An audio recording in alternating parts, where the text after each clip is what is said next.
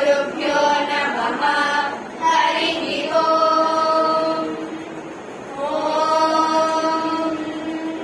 शान्ति शान्ति शान्तिः। ॐ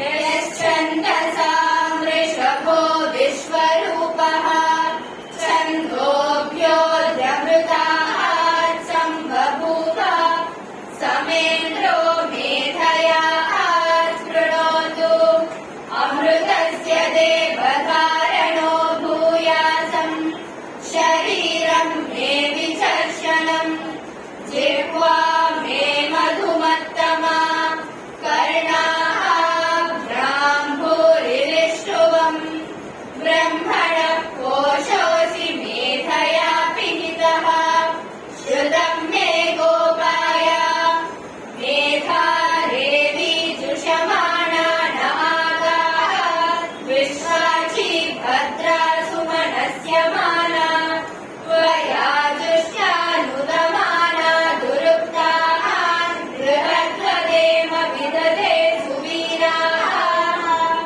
त्वया जुष्टश्चिद्भवति देवि त्वया ब्रह्मा गतश्रीरुदत्वया त्वया जुष्टश्चित्रम् विन्दते वसुसानो जुषस्वद्रविणो न मेधे